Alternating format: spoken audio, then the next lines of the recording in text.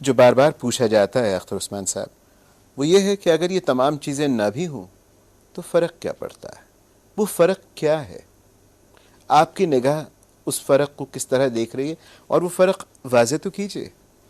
किस अगर फ़र्क की आप? तहज़ीबी जौहर से मैं वाकिफ़ नहीं हूँ, अगर मैं 3 किताबें नहीं पढ़ता, 2 किताबें नहीं पढ़ता, मैं 5,000 रुपये एक लंच पे उड़ा लेता हूँ और 5,000 की किताबें नहीं ख़रीदता, बावजूद इसके कि मुझ में मुआशी इस्तेदाद है कि मैं उस किताबों तक रसाई हासिल करूँ, किताब पढ़ लूँ।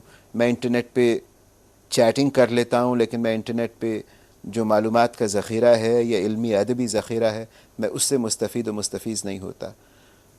तो इनफरादी सतह पर और इज्तिमाई सतह पर फ़र्क क्या पड़ता है? बहुत फ़र्क पड़ता है। मसलन एक तो ये कि आप तहज़ीबी सतह पर दूसरी जो तहज़ीबें उनके करीब नहीं आते।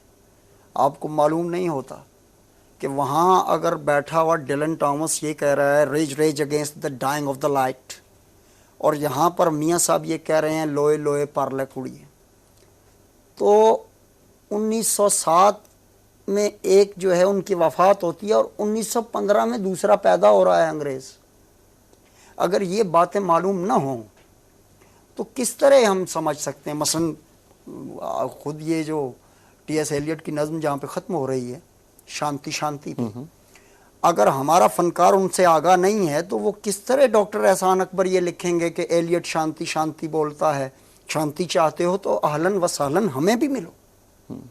किस तरह आपका जो नया लिखने वाला है, अगर उसने time past and time future are present in the time present and time present and time future were present in the time past, किस तरह वो लिख सकेगा भला कि रफ्ता रफ्ता है आइंदा आइंदा है, रफ्ता आइंदा में जिंदा है। वाह! ये अदब जो है ये इंसान की तहजीब करता है और बुनियादी ये तौर कोई ज़माना कदीम की बातें नहीं है, पर। माज़ी अभी बईद की बातें नहीं है। आपने जो बात कही उससे एक और दिलचस्प पहलू ये भी है कि कहीं 1935 के आसपास ग़ालिबन इस्म चुग़ताई लिहाफ़ तसनीफ़ कर रही लिख रही थी, थी बिल्कुल। और यही मौजू और इससे जुड़े हुए मौज़ूआत यूरोप में कहीं उसके 15 और 20 साल के बाद सिमोन डी बोवियर ने सेकंड सेक्स सिमोन वगैरह डी वगैरह। बुआर ने लिखा, देखिए सार्थर के मतलब वो दौर जो है, ये अजीब बात है कि बाद में उसी दौर के ज़रिए सिमोन डी बुआर और सार्थर का जो आपस का मिलाप है, उसी के ज़रिए यहाँ पर वजूदियत जो है वो हमारे यहाँ 60s में कहीं आई। अगरचे उस वजूदियत के जौहर को नहीं समझा गया, और वो जो सार्थर ने मार्क्सिज्म का और एग्जिस्टेंशलिज्म का ब्याह रचाने की कोशिश की थी वो हुआ नहीं है। वो अलग बात है, ये एक बहुत तफसीली काम है, उस पर गुफ्तगू हो सकती है कि वजूदियत और मार्क्सिज्म का आपस में क्या ताल्लुक़ है।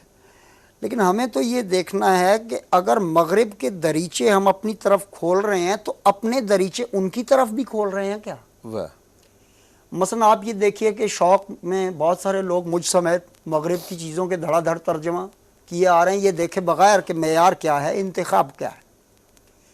हम एक फ़ैशन का शिकार हैं, एक रिवाज परस्त मुआशरा जो है उसमें हम लोग ये, और कमर्शलिज़म जिसकी पहले बात हुई, नतीजतन ये कि हमारा बड़े से बड़ा लिखने वाला वहाँ पे नहीं पहुँचता, जबकि वहाँ के तीसरे दर्जे की किताबें, तीसरे दर्जे का लिखने वाला एक अदीब है, उसकी किताबें यहाँ बहुत ही चीप एडिशंस जो हैं वो आपको मिल जाते हैं, और उसकी तारीफ़ों में ज़मीन व आसमान के कल्लाबे मिलाते हुए नक़ाद यहाँ पे आपको महसूस होंगे।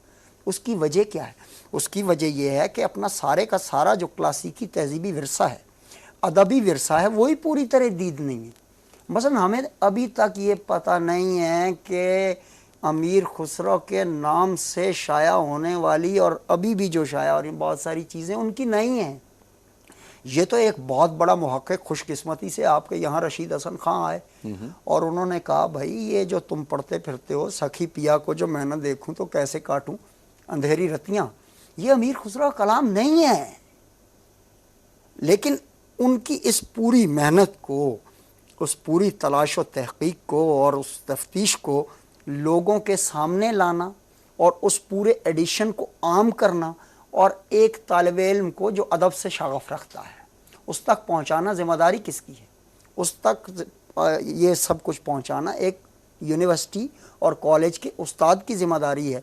लेकिन कोई भी मुल्क अपनी कॉलेज और यूनिवर्सिटी के स्टाफ रूम से पहचाना जाता है। मैं ये कहता हूँ, आप जाइए अपनी कॉलेजेस में, अपने यूनिवर्सिटीज़ में और उनके स्टाफ रूम में, आपको जो गुफ्तगू मिलेगी वो बिजली के बिलों, गैस के बिलों और पानी के बिलों से ऊपर उठती हुई महसूस नहीं होती। और वहाँ पे शायद किसी किताब का वजूद ना हो। इसलिए किताब का वजूद नहीं है। किसी ने कहा था किताब चीख रही है कि मैं किताब नहीं। वाह। देखिए, किताब हर शख्स से नहीं बोलती। किताब पढ़ के किताब दोहरा देना एक अच्छे हाफजे वाला ये काम कर सकता है, लेकिन एक चीज़ है अपीयरेंस, एक है एसेंस। जब तक मुझे जौहर मालूम नहीं, अभी हमने शुरू ही बात वहीं से की, तहजीबी जौहर से बात शुरू तहजीबी हुई। जौहर से बात शुरू की थी कि ये जो कल्चरल फिलामेंट्स होते हैं, ये रग रेशे जो तहजीब के हैं, इनकी शनाख्त वही शख्स कर सकता है जो बहुत सारी जहतों में बैक वक्त काम कर रहा हो और बैक वक्त वो बहुत सारी जहतों को एक्सप्रेस करने पर हावी भी हो।